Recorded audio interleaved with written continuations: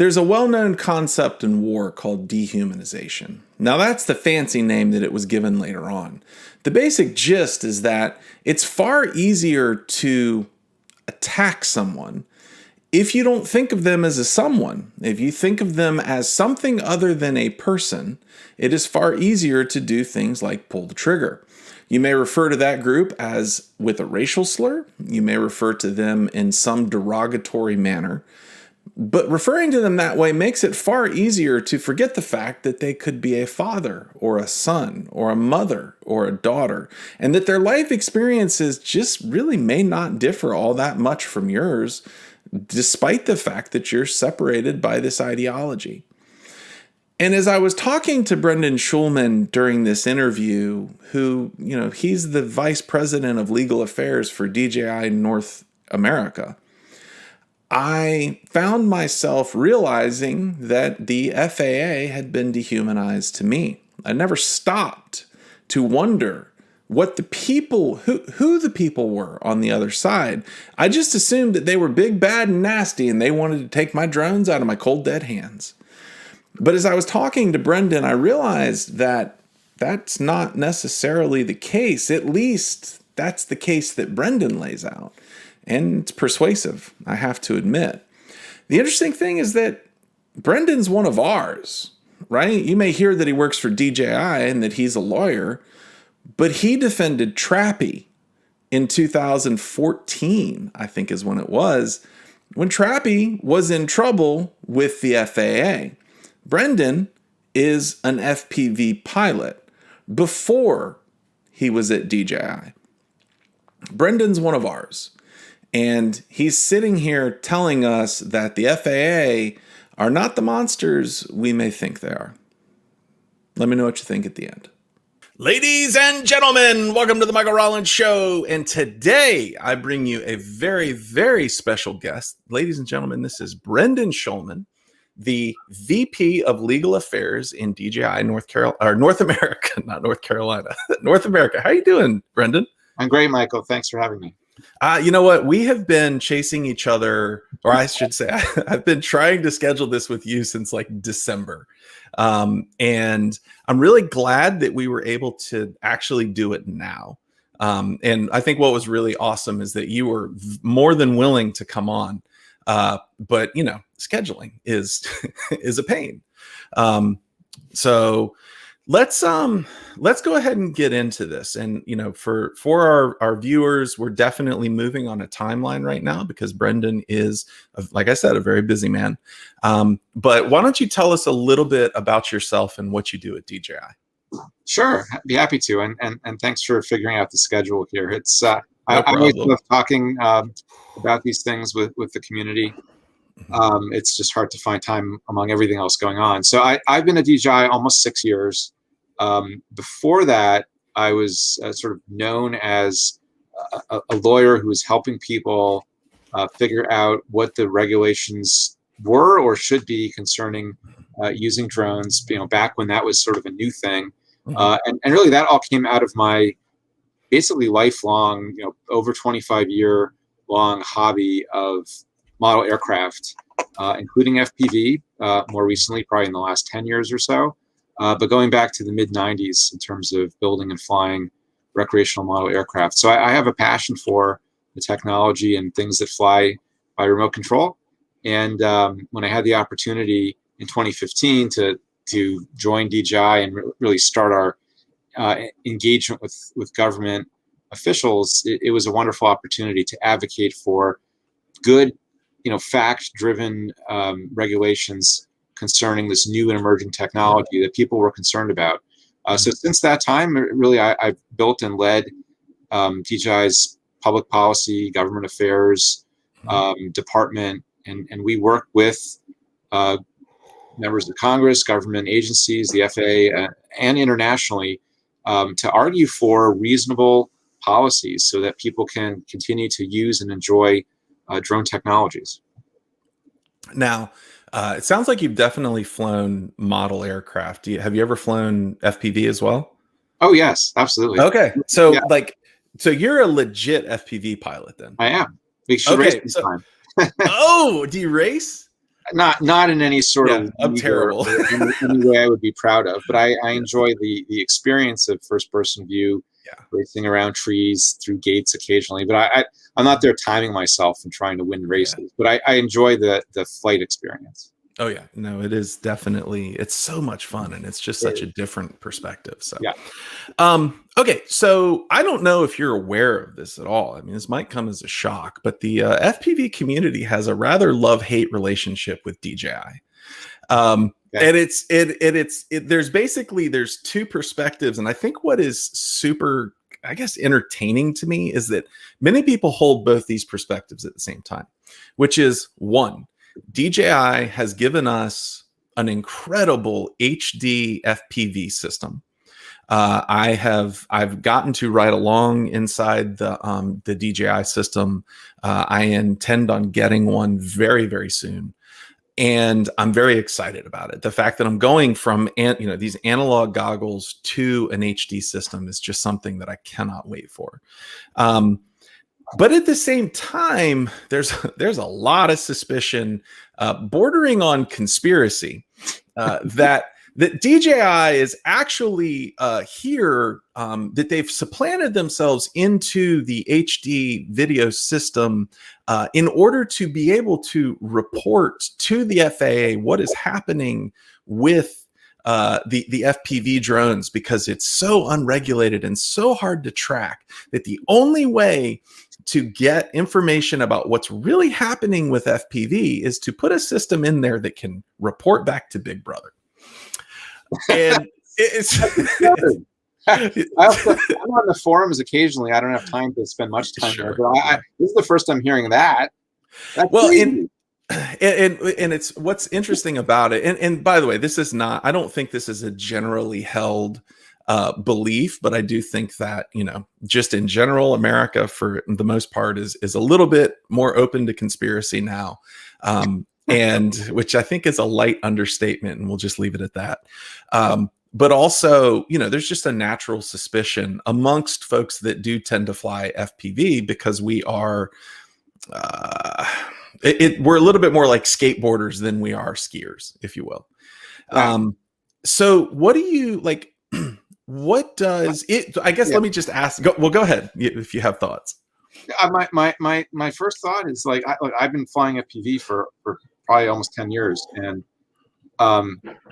I know what it's like to be looking at an analog video transmission, and to get static and blanked out, and you're flying behind a tree or an obstacle, and if you're a good pilot, you can work around that because you've got the muscle memory to think about where the drone was going without actually seeing it. But obviously, having a digital video transmission system is not only clearer, but it's safer, and it's just a better experience. The key was to get it to be a low latency system, which is why our regular drones aren't really cut out for FPV, but the new stuff is. And we're relentlessly looking for ways to improve drone technology, make it more usable, more enjoyable. So it's clear to me it's always been about creating a great product and bringing the HD radio magic that we've been doing with Phantoms and Mavics and Inspire and other drones, bringing that to the FPV segment, so that people weren't stuck on this 1960s analog technology using what are essentially security camera technology that it just isn't. You can't even see the branches as you're about to hit them. Like I've had those crashes. Like you don't. So why would you want to stick with analog when you're literally crashing into stuff? Well, and I think the funny thing here is that everybody, like, I heard this is actually a quote from Drew Camden, who he's the president of Rotor Riot. He was speaking with Maddie Stuntz, who's another FPV pilot who he kind of high camera up tilt. He pioneered a lot of that. And Maddie was getting back into it, and he was talking to Drew, and I have heard this through Maddie, not Drew.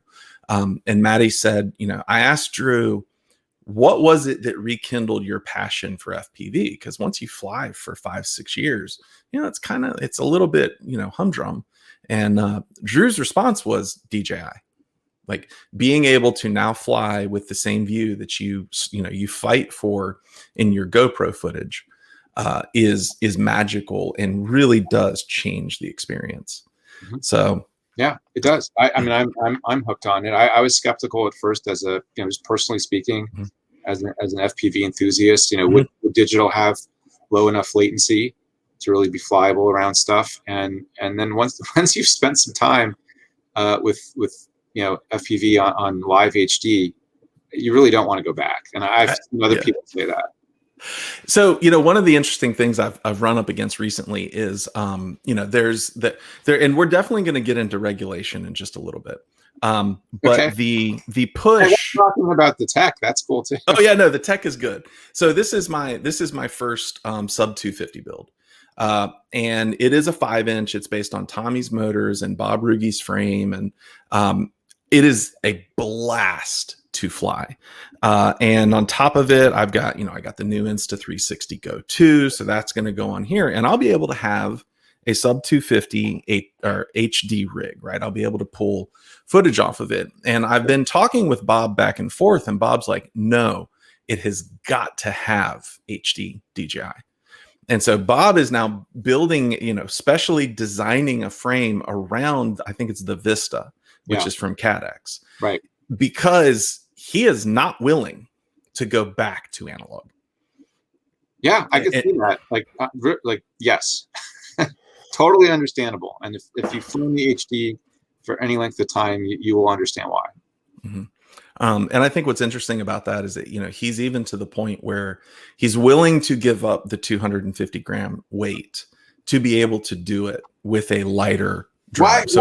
Why is that a big deal? Look, I was on the registration task force in 2015. One of the first things I did on this job is the FAA convened this group of, I think it was 30 or 40 people to figure out registration. And again, right from the beginning, I advocated for the operating community, the hobbyists, this is before Part 107. And my goal was, we got to make, registration is going to happen, right? Clearly, the government wanted there to be some accountability mechanism. And we'll talk about remote ID later, I suspect. But it starts with the idea of registering, who you are and that you're flying a drone somewhere in the United States. And the goal was to make it as non-intrusive and easy as possible. We recommended it be free. Okay, it turned out to be $5 for 3 years. That's almost free. You do it once and you got a number. You put it on all your drones. Every build, you just stamp the number on, and you're done. Like, why is it such a big deal to be above 250 grams when I and indirectly DJI have made registration such a non-issue? So I think that in general, I feel like the FPV community just ignored the whole registration thing. And there's various reasons for that. Some of it is that, like, literally, so first off, I honestly did not realize that it was just one number for all drones. Which was because I did register, and at first I did put all my numbers on my drones, and then I ran into this issue where I kept breaking everything and replacing things, and it was like, God, I got to put this number back on it again. Okay, all right, fine. Same number, one number. Yeah, same number. That was one of the most important recommendations, and I was in the committee, and the argument was the way people build and go through these technologies. You can't have each device registered and have people interacting with a government website every time they buy a new one. You just want to assign one number per person. That makes a lot more sense for this kind of aircraft versus real aircraft, manned aircraft. Yeah. There are airplanes that maybe a person buys one every 10 years. So the FAA said, you're right, that's a good recommendation. We're going to do it that way, even though it's different from how we register other aircraft. We succeeded in establishing a really reasonable policy so that you don't have to mess with the FAA website or pay any more fees beyond that first registration. So that was a successful result that I would have hoped would encourage all drone users to actually register. And I think actually the whole idea of registering and it not being okay comes back to the way that the community thinks in terms of being suspicious. And I can't tell you when everybody started talking about remote ID. the number of times I heard someone say or read someone saying they can take my drone out of my cold dead hands. And I would just laugh. I'm like, hey man, they're not going to come after you. Okay. You're probably going to be all right. But that mentality still to this day pervades the FPV community. So, I'm sorry to interrupt, but like in my former life before DJI, I was Trappy's lawyer. I don't know if you guys remember that. I thought so. That's right. Yes. That was the Perker case. I was, fighting the FAA, and that case had its own set of facts, but I totally understand the sort of independent mindedness of the FPV community. But at a certain level, like, and that, you can find that in any sort of community or group of enthusiasts about anything.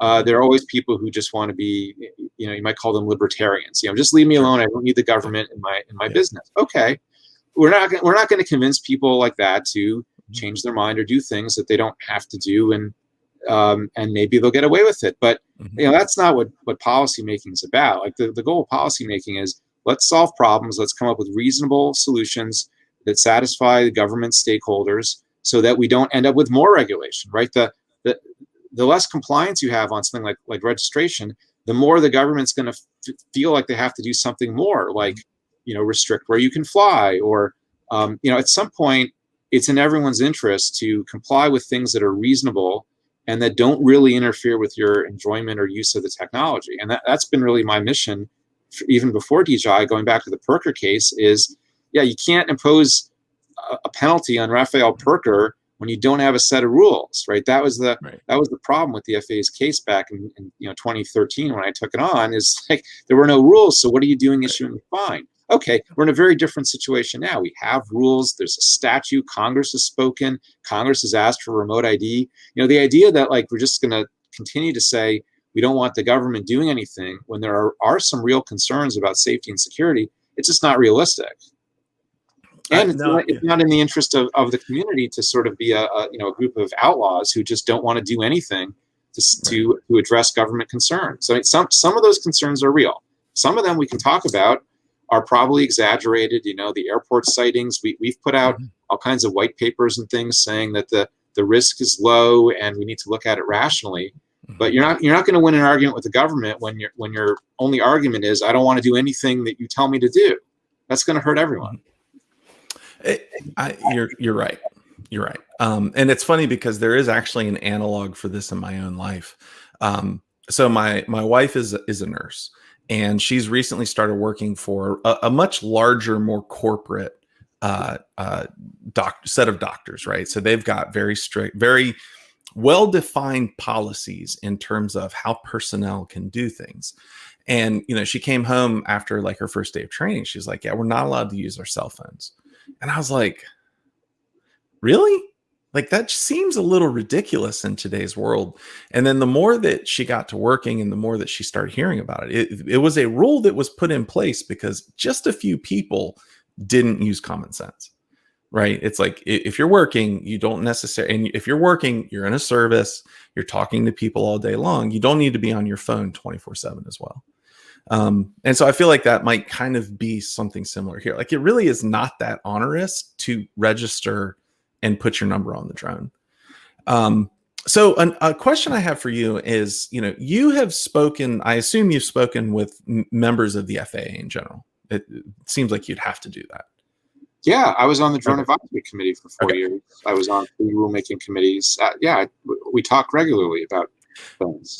Is the intent of the FAA and all of their regulation to clamp down on flight like FPV and remove it from the airspace? No, absolutely not. Their mission, and I know many of these people very well now. I've worked with them for almost 6 years. Their mission is safety. Now, that doesn't mean they get everything right. It doesn't mean they're going to do what you like. They're only human. They also have competing interests. By the way, I don't even think FAA is the main driver of things you might be concerned about. I think we've got more pressure from the national security agencies these days, DHS, DOJ, maybe even the military. about what drones could do. Mm-hmm. I think the FAA is very focused on trying to come up with solutions to safety concerns and to basically support innovation and including FPV, but also to make sure that it's done safely. I've never met a person from the FAA who seemed to me to be on a mission to shut things down. Now, I do think if you go back to like the Trappy years, that there's widespread lack of understanding about the technology. The FAA and others in the government did not want to deal with it, and so we got off to the wrong start in the sense that they were not welcoming. But that really did change. I would say. Actually, I would actually say starting with the registration task force, like we worked together. I was there, and others. GoPro, 3D Robotics, I think Horizon Hobby was there. We were there, welcomed by the FAA to provide input into the rule for the first time ever, and we collaborated on a reasonable registration outcome. And then the FAA administrator came to CES to really announce it and talk about working together in other ways. So I think things changed from the original sort of cold shoulder in the early years, starting roughly late 2015, and they've been pretty good ever since. Do the members of the FAA that you've interacted with, do they readily know what FPV is?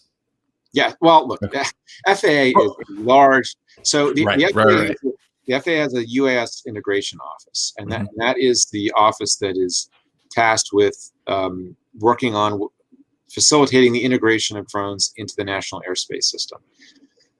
So they deal with drones every single day, and yes, they understand. They know what it is. They've done demos. Some of them really are enthusiasts themselves. But they're just one department in a huge agency, right? So you got the air traffic folks. The air traffic folks care about making sure airliners get places safely. And those people probably have far less understanding about FPV or drones in general. And to the extent they all these departments have to come together and make decisions on rules and enforcement and things like that, sure, there's going to be some disconnects in the agency. But the people whose mission it is to work on drones do understand FPV. I think they know what it's about, and they actually, some of them even enjoy it personally. So there are members of the UAS committee on the FAA, I mean, that may be the right term, but in the FAA that have flown or do fly FPV. I believe so, based on I couldn't name them, but yeah. No, I don't want you to name anybody. But it's very interesting because there seems to be this narrative in the FPV community that the FAA doesn't even really know what we do and know why we enjoy it. It is that they see it as a nuisance and they would like to remove or severely control the nuisance. Again, I'm not seeing that. Now, keep in mind, Washington, D.C. is not a friendly place to be a drone flyer, right? There's a 30-mile radius around D.C. where you really, with some exceptions, you really can't fly any kind of drone legally. And if you work at the FAA, you're not going to fly illegally. So for people there, I think unfortunately, their opportunities to experience the technology are relatively low unless they live far outside of town. Okay, some of them do. Yeah. So I don't think the FAA is filled with FPV enthusiasts, but I also think that their job is to understand all aspects of aviation. They've welcomed other kinds of recreational operations, for example, ultralight vehicles, things like that. And they know that aviation has new technologies and is very diverse. And I don't think they're trying to shut us down, take us out of the airspace, make drones go away. There may have been people in earlier eras who wanted the whole drone thing to just go away or try to delay having to do work to figure out how to regulate drones. But we're past that. We have Part 107. Now we've got flight over people and night operations. We got remote ID. We've got the community-based organization framework that's coming. Like pieces are in place now that I think earlier were just such a headache to people in the agency that they didn't want to deal with it. I think we're just in a different place right now. Mm-hmm. So, interestingly enough, like you talk about flight over people, you talk about night operation. And to me, I think the initial thought is, well, I can go do that however I want. And they're just trying to regulate it away from me. But another way to, based on some of the things you said prior to this is that the fact that they are allowing it, it does indicate that they're more than willing to possibly go further. And given the speed that government moves, this is their way of saying, okay, we have vetted this. We believe it is okay. You guys can go ahead and do it. We just want you to do it according to our rules. I think FAA generally wants to enable operations, but they have to be fairly cautious, right? Their mission is to ensure safety of people in the air and on the ground. Okay. So, but keep in mind, they have to also live within the statutory parameters, right? Mm-hmm. So Congress passed a bill in 2018 concerning drones and other aviation things. And that tells the FAA exactly what they can and can't do to regulate recreational operations. For example, Congress put in a 400-foot ceiling in that bill. FAA can't say, hey, we'd love you to fly, higher when the bill says 400 feet. So, I mean, like, it's not just the FAA. There's the security agencies. Right. Congress has their own concerns about drones. I think it's just wrong to think that the FAA wants to stop what we're doing, but I do think it's correct to try to appreciate that their job, right? If you went to work every day and your mission was aviation safety and someone said, go regulate the drones, you're not going to say, oh, drones should just do whatever they want. You're going to say, well, what are the risks that I need to deal with? And, people flying with goggles on their face sounds like a risk because you aren't able to see other air traffic. So you might be flying around, going one direction, and the helicopter's coming up behind you, and you don't see it because you've got your face in the goggles. So the idea that visual line of sight matters is not unreasonable. Now, there's certain environments you're flying below the treetops where you'd say that's crazy. No helicopters coming through the trees. You'd be right. So there's room for improvement on things like, well, what does it mean to be beyond visual line of sight? And that's where I think I and others make our advocacy points. Like, there's room for improvement. The risks might be overstated. The FAA is being too conservative. Let's have the best outcome we can, understanding that the answer is not going to be no regulation, right? Mm-hmm. The goal should be something we can live with and that allows us to basically do what we enjoy without too much burden. That's the goal. And I think we got there on registration. I think we got there on remote ID. Flight over people and night operations is mostly for the commercial folks, because on the recreational side, those things are governed by community-based organization rules, not by FAA rules. But we're basically, I think, filling in the gaps in only about 5 years ago, there were no rules, right? So these pieces are coming into place, I think, in a reasonable way, thanks to our company's advocacy, my own efforts, and also the broader community. The 53,000 comments on remote ID is a great thing. Like, everyone who wrote a comment should be proud of themselves, that they engaged with the FAA, hopefully in a thoughtful way. Yeah. And the result is much better than where it was a year ago. Yeah, it is. So I think there was the initial FAA or remote ID proposal, and let's go ahead and dive into remote ID. The one thing there's two things that really seem to have bothered people. So number one was the fact that the remote ID unit must always broadcast its location and the location of the operator. And there were a lot of folks, for various reasons, and some of it's privacy, some of it is safety of the operator, that they had an issue with that. The other one was, or probably three things. The other one was the need for a constant internet connection. Now, it sounds like that was removed. Yes. Which is good. And then it just left my mind. The last thing is, I'll come back to it. Yeah. You go ahead. Let's talk to that. Yeah, let's talk the first two, and the other one hopefully will come back to your mind. Look, I share the concern about the pilot location broadcast. The challenge is, if you think about what remote ID is supposed to do, and remember, it was directed by Congress, right? So this is not just the FAA, this is Congress and the security agencies. The entire U.S. government wants remote ID, and the industry wants it too, because remote ID is viewed as necessary to opening up expanded operations. So you have a lot of pressure to get it done. And then the question is, well, what do you do? How do you get it done? And obviously, if you're concerned about security, you're going to want to know where the pilot is, because that's the way you if you're a police officer who's protecting a crowd or something else, you want to be able to go up to the drone operator and say, could you please land? Rather than shooting down the drone or just recording the number and trying to enforce it, you want to protect people. That's your mission. Yeah. How do you protect people? Get the drone down. Well, you got to find the pilot. So that's why pilot location is important. You're right, and we put this in our 89-page comment, and I saw it in a lot of other comments filed a year ago, is that presents a safety concern for the pilot, particularly if they're in a more remote location and they have equipment there and they might be targeted by someone for assault or theft or something like that. That is a real concern for us as well. The question is, how do you solve that? If you want the location to only be known to law enforcement, well, then it's tricky, because it's like a car license plate. Like, you've got the car there, the person driving the car is in the car. How do you replicate that? So you can pull over the car because where the person, you've got the control, the pilot driver or pilot is right there. And as a law enforcement officer, you can stop, or at least try to stop, the behavior. With drones, how do you do that?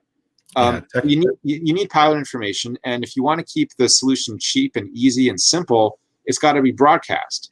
Now, it could be that under a network solution, although there's lots of reasons to be concerned and disfavor a network solution, one potential advantage is maybe on a network solution, you could filter the pilot location and make it available only to authorized law enforcement or security personnel. That would be an advantage for a network solution, and that might be a reason why you might want to use network instead of broadcast, which is why our comment says give people the choice between these two methods. They both work. We in general favor broadcast because we think the cost and retrofit opportunities are just so much better, as we wrote about, and also just it's just the way to get it done. But yeah, there's a trade-off. So it could be that in a future version of remote ID, there would be another way, either in the broadcast, but we have to work out the standard for that, to protect location information, or on the network solution.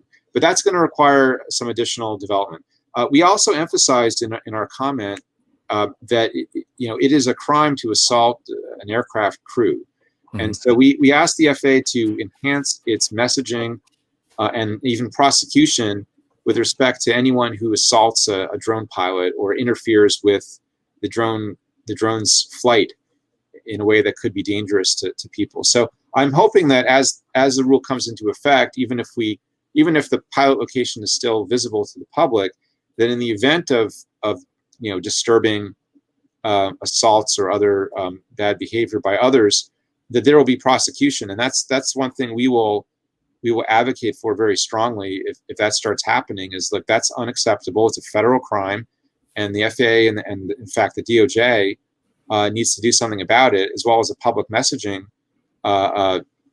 campaign, so that people know you can't mess around with a drone pilot. That's a crime. And I actually, that is a very interesting way to put it. Thinking from, my background is a software engineer, thinking about how would you do broadcast in a secure way without, outing the location of the drone pilot, gets really nasty really fast, because now are you talking about an encrypted signal? So then how do you put the ability to decrypt the signal in near real time into the hands of the people that might be doing the enforcement, such as law enforcement? What's the cost of that? Yeah. So it is that's a very interesting take on it. And I actually tend to agree with what you're saying, which is that, we need to ensure the safety of the operator above all. Now in terms of the other thing I was actually thinking about was the idea that the our remote ID unit had to be pre-manufactured by a specific group, and that it would also need to be effectively retrofitted to, and I believe it gave a bit of control over the aircraft itself. Now I'm pretty sure that one got removed. Yeah. So in the original proposal, the remote ID mechanism or function needed to be integrated into the flight controller so that the drone would not take off unless the remote ID was working. And because it was a network requirement, that meant you had to connect the drone to the internet and make sure that the remote ID service that you were paying per month, a subscription fee, that was working. Otherwise, the drone wouldn't take off, which meant, as you're saying, all the manufacturers would have to integrate the solution right into their flight control, and it would render all the equipment on the market today obsolete and in the trash. We spoke out against that for all those reasons you just mentioned, like this would damage people who have equipment, and advocated for an add-on module so that if you have an older piece of equipment or something that you design or create on your own, you can still comply with remote ID by purchasing an add-on module. It might cost $25. I don't know, $50 at first. I think prices will come down over time. It's just going to be like a Wi-Fi or Bluetooth transmitter. So those are commodity electronics. You also need a GPS receiver. But again, these are all things that can be purchased and installed at pretty low cost. So anything can be retrofit under the final rule. That's good news. That means, whether it's your racing drone or your large old-fashioned model aircraft, you have a solution to compliance that I think will be reasonably priced. Which is, we were talking about the sub 250. Why is that important?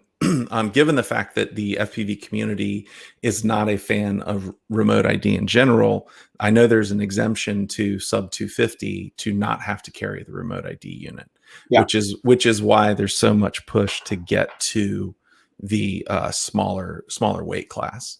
Yes. I understand. So that goes back to the whole registration committee where we had 3 days to come up with a recommended threshold for remote ID. And the simplest thing to do was just to pick a weight. There was some attempt to make that a scientific risk-based analysis. I think it was very conservative.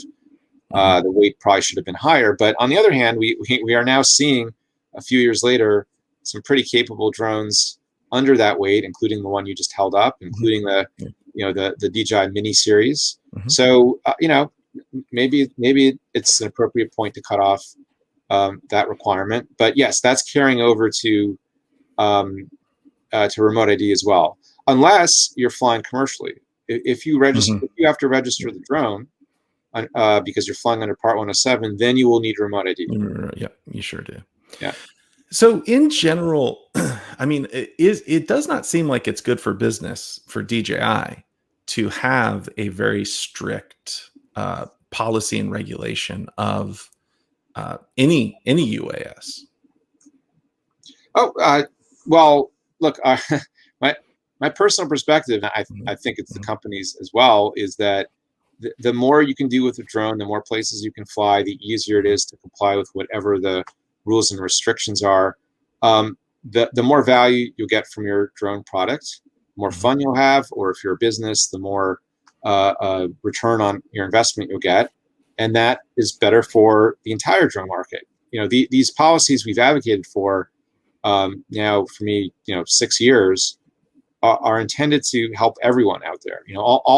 They're for all drones, right? Like the registration rules, the remote ID rules, other things that have come and gone, including the repeal of Section 336. We were involved in trying to obtain a good outcome there. It's to the benefit of all drone manufacturers and operators, because the rules, those rules apply to everyone, and we want them to be as reasonable as possible.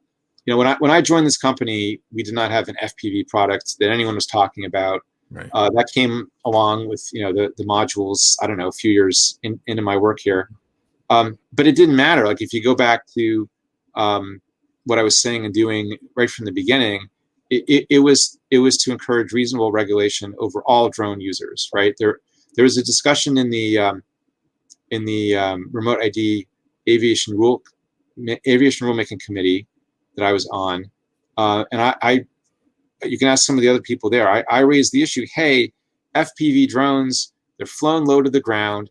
The operator is usually right nearby because they don't have much range. They're in sort of like a park around trees, under the treetops. We don't need remote ID for that kind of aircraft. Others in the group said, well, that drone could be used for racing or other things, but then you could just fly it over a prison wall. And you can't just say, well, I'm only going to use this thing for racing, therefore, it should be exempt.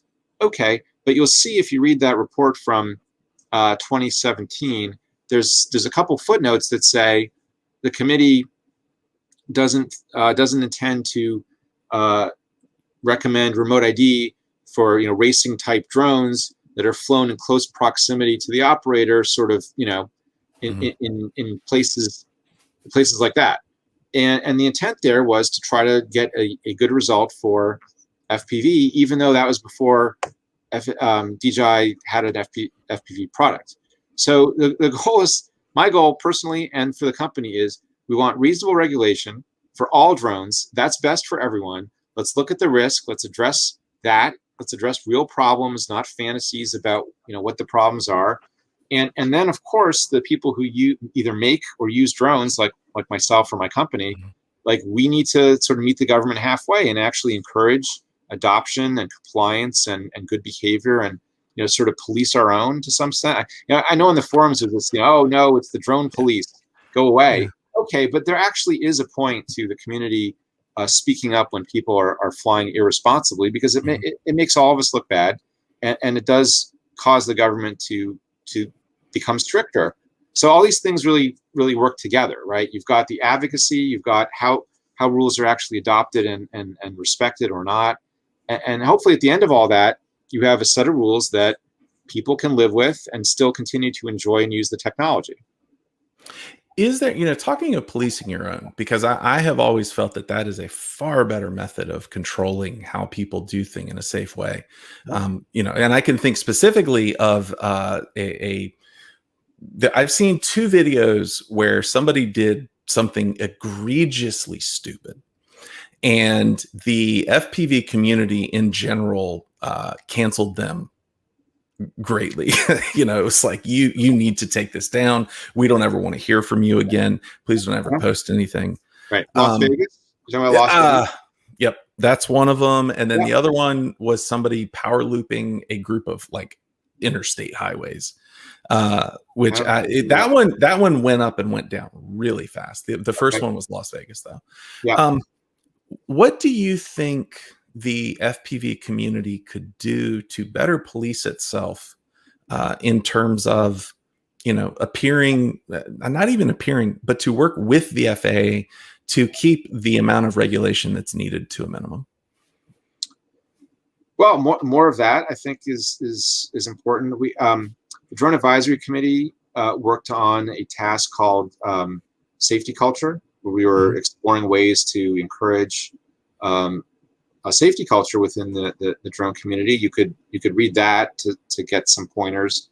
That was really encouraging FAA to engage with us, right? Like, have them come to our events, develop a relationship, get to know us, and do and say the kinds of things that would foster a culture of compliance on our end. And actually, one of the points specifically says, make your rules reasonable, because it's the reasonable rules that would foster compliance. Yeah. But also, we need the community to be willing to live with and obey reasonable rules. Like, it's sort of it's a relationship. So I think calling out unsafe behavior is important. I think having people explain that the purpose and function of regulation, and that it's not all a bad thing. I've seen engagement recently from the FPV community. We've got Dave Messina from FPV Freedom Coalition, who's been working on the DAC task groups and has become, I think, well known to the FAA. I think that's great. I think there's room for others in the FPV community to reach out to FAA and have a working relationship with them on various issues. These days, you don't have to even go to Washington. You can just get on Zoom. Yeah. And have a meeting. So in some ways, it's cheaper and easier than ever to connect with your government. Doing those kinds of things, I think, are very helpful. in all of your discussions with the FAA, has there been, and I think the answer might be Las Vegas. I'm curious if there's more. Have there been any specific incidents that have stood out where the FAA pointed to it and said, we cannot, this is not okay, and we need to regulate against this specifically?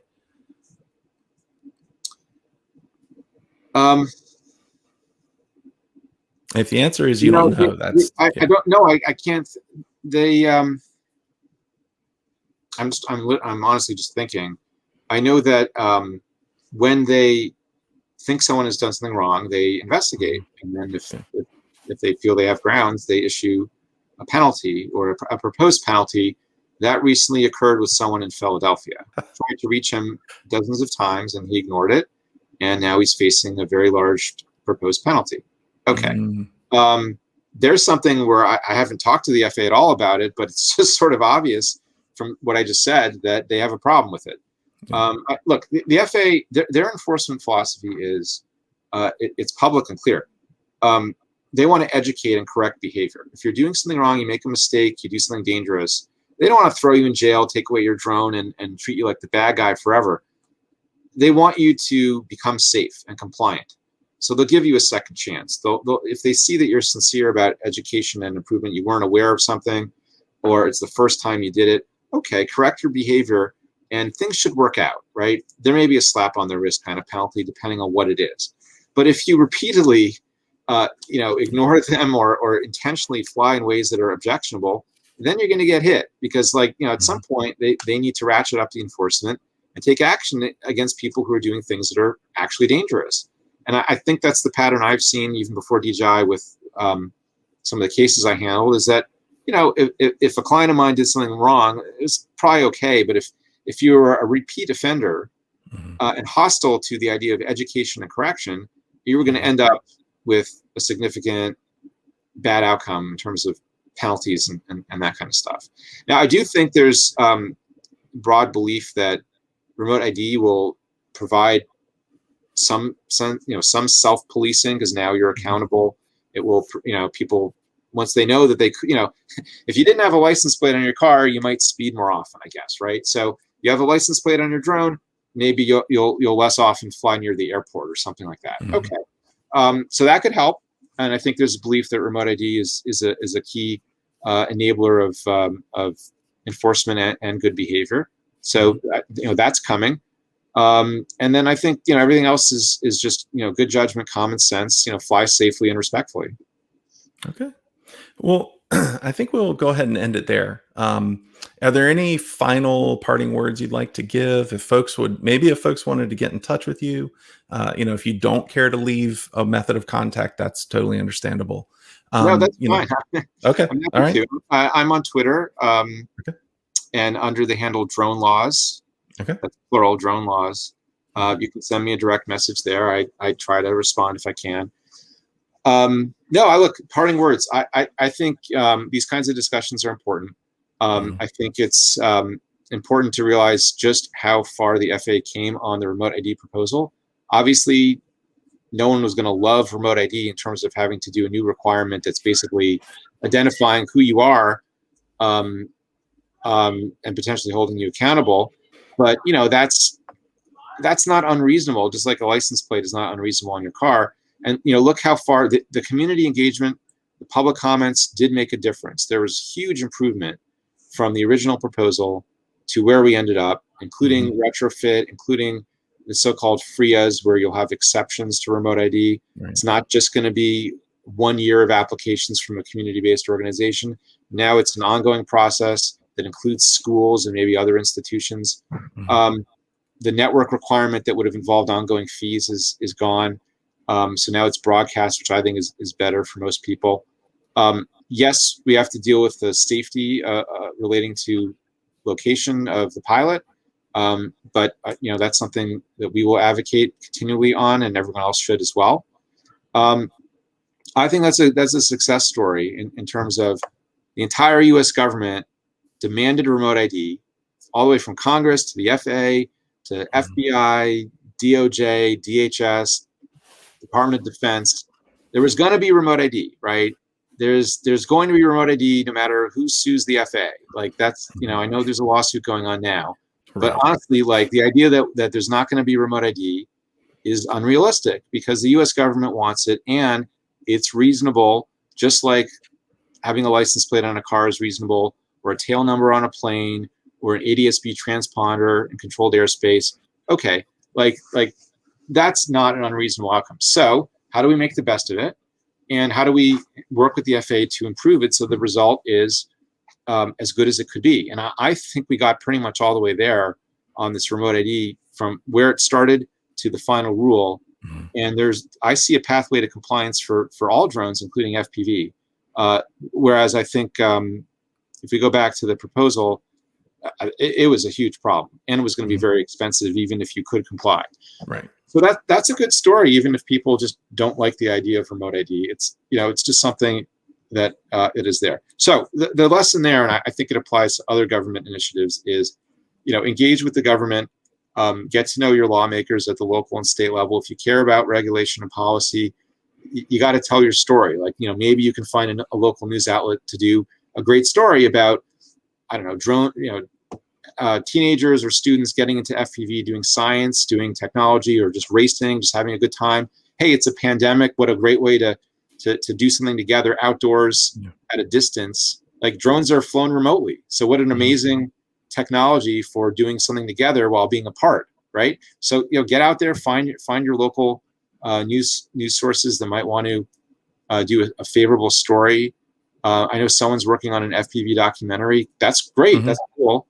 I sat down for an interview in that. We'll see if I make the final cut. But we need greater awareness of why people enjoy doing this, and I think from that will flow the more reasonable policy outcomes, not just for remote ID, but for other things too. Okay. I think that sounds good. Thank you very much for coming on the show. Ladies and gentlemen, you have been listening to the Michael Rollins Show with Brendan Schulman from DJI. Thank you, Brendan, for coming on. And we will see you all and talk with you all later. Bye. If you watched to this point, thank you. I will be able to tell you here as I record this the day before it goes out that this one is going to be a lightning rod. I appreciate you if you have stayed to this point, because that means you're not just sound biting this thing, you're actually thinking about it. I hope that we can all take a step back and think about it. I know for myself, I would like to talk to some folks at the FAA now. As opposed to thinking of them as these awful, terrible monsters, I want to see what they're like as humans. I want to rehumanize them, as the case may be. There's far too much dehumanizing in our modern society. And it's my intent to talk to people as if they're humans. Hope you enjoyed it. Thank you if you did. Talk to you soon. Bye.